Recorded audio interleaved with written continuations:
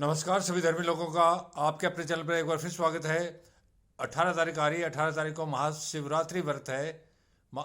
शिव और शक्ति का मिलन की रात है। तो ये शिव और शक्ति कोई धरती के धर्म से संबंधित नहीं है। ये पूरे संसार के लिए आदि पिता आदि माता है। ये सृष्टि का प्रारंभ इन्हीं से हुआ था। तो कृपया आप इनको शिव और शक्ति को धरती के धर्म से न जोड़ें, क्योंकि ये तफरका है और तफरका अर्थात गुमराही को परमात्मा पसंद नहीं करता। बाइबल, कुरान और वेदों में शिव और शक्ति का उल्लेख आया है। कुरान में आदम और हवा, बाइबल में आदम और हवा, और हिंदू शास्त्रों में शिव और शक्ति का जो एक ही है।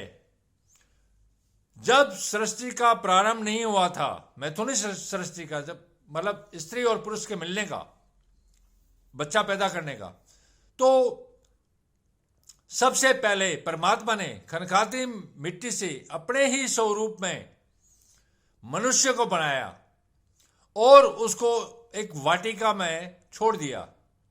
सुंदर सी वाटिका बना के, बाग बना के उसमें छोड़ दिया। कुछ समय बाद उसको अच्छा नहीं लगा कि ये ठीक नहीं है, तो परमात्मा ने उसको शक्तियां दी। उस पुरुष ने अपने वामांग भाग से, बाएं भाग से पसली निकाली और उससे स्त्री बनी।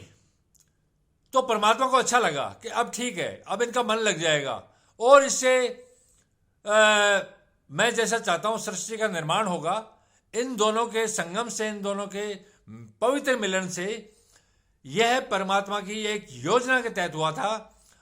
इसको बाइबल में बहुत अच्छे तरीके से समझाया गया है, कुरान में भी बहुत अच्छे तरीके से समझाया गया है और हिंदू धर्म शास्त्रों में भी इसको बहुत अच्छे तरीके से समझाया गया है।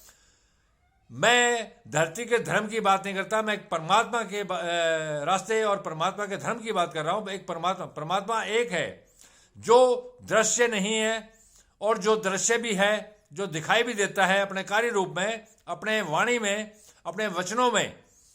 इसके अलावा परमात्मा को न कोई देख पाया है, न कोई देख पाएगा।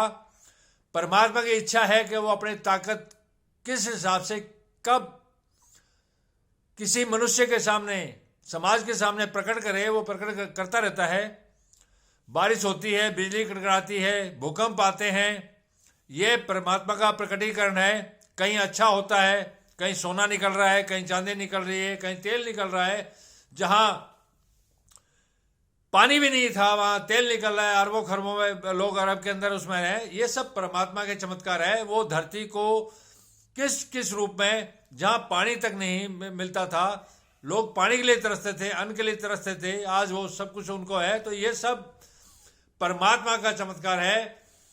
वो धरती को एक समान रूप से नहीं रखता, कहीं कुछ दे रहा है, कहीं कुछ दे रहा है, ताकि सामंजस्य से एक दूसरे से मिलजुल के एक दूसरे की जरूरतों को पूरा करें। मैं आपकी, आप मेरी, तभी उसकी बनाई सृष्टि चल सकती है, अन्यथा कभी नहीं। वो चाहता है कि हम एक दूसरे का सहयोग करें और हम धरती पर आके शैतान के रास्ते पर चल के एक दूसरे का सहयोग न करके अपने अपने गिरोह बना के खड़े हो गए और ये वो है, ये वो है, ये धर्म इसका, ये धर्म इसका, ये तफरका डालने का काम है। परमात्मा इसको पसंद नहीं करता। तो मैं महाशिवरात्रि व्रत की बात कर रहा हूं। आदम और हवा से सृष्टि का निर्माण हुआ। तो जो आदम और हवा को मानते हैं कुरान और बाइबल में, तो क्या उनका फर्ज नहीं बनता कि वो आदम अपने आदि माता पिता को पूजे? इस शिवरात्रि के रूप में नहीं पूजे, लेकिन जिस हिसाब से वो पूजे, क्योंकि वो आदि माता और पिता है पुरुष उनके। चाहे वो बाइबल के वचनों में हो, चाहे कुरान के वचनों में हो, चाहे हिंदू धर्म के ग्रंथों के वचनों में हो। जब सृष्टि का निर्माण हुआ था, जब तो दो ही थे, 2 से 3 बने, 3 से 4 बने, 4 से 8 बने, 8 से 16, 32, 64, इस तरह से जनसंख्या बढ़ी। उसके बाद अलग अलग हो गए, ये ईसाई बन गए, ये वो। ये तो धरती की बातें हैं। तो पूरे संसार के आदि माता पिता, चाहे उनको शिव शक्ति कहो, चाहे आदम और हवा कहो, इसके बाहर तो कुछ है ही नहीं, या कुछ और अन्य नाम से कहो, ये एक दिव्य पुरुष और दिव्य स्त्री का मिलन था जो महाशिवरात्रि के रूप में मनाया जाता है।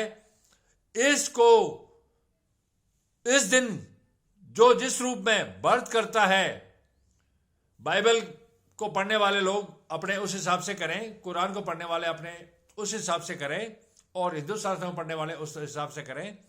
ये अपने अपने तरीके हैं, उसमें मुझे कुछ नहीं कहना, वो सभी सारे पवित्र हैं, सारे पवित्र तरीके से ही करते हैं, लेकिन करें जरूर, क्योंकि आदम और हवा उनके आदि माता पिता है, वही हमारे शिव और शक्ति है।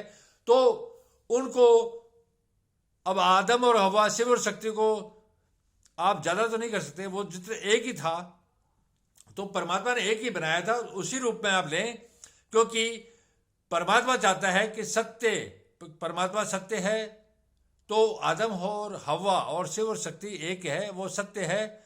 और जो इनको अलग अलग में देखता है वो अंधा है, देखता ही नहीं है। मैं अंधों की बात ही नहीं कर रहा हूँ, कान होते हुए नहीं सुन रहे हैं, आंखें होते हुए नहीं देख रहे हैं, तो वो तो उनका कोई इलाज नहीं है। आप लोग शिवरात्रि महापर्व को, महाशिवरात्रि जिसको नंदाव्रत भी कहा जाता है, ये सिर्फ भाषा का बात है, रीति की बात है। आप अपनी अपनी रीति से मनाइए। पूरे संसार में अलग अलग तरीके से अपने मनाते हैं। आदम और हवा जो आदि माता पिता, वो सारे संसार के हैं। कोई भी जीव जो मनुष्य जाति का है, चाहे स्त्री या पुरुष, इन्हीं सभी के आदि माता पिता है, इसलिए पूजनीय है सबके लिए। ऐसा कौन है जो इन प्रथम माता पिता की पूजा नहीं करेगा, उनको याद नहीं करेगा? जब इनको याद नहीं करेगा तो परमात्मा तक कैसे जाएगा? तो ये बहुत जरूरी है।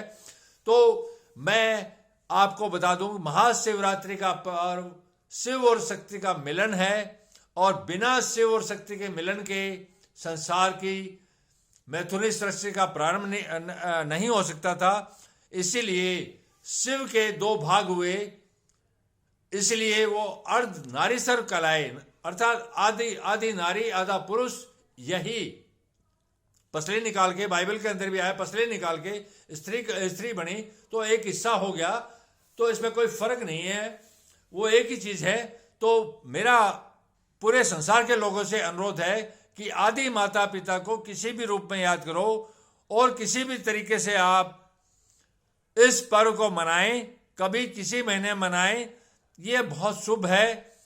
इनको याद करोगे तो परमात्मा के रास्ते खुल जाएंगे, और जो आदि माता पिता है वो सब कुछ देंगे आपको।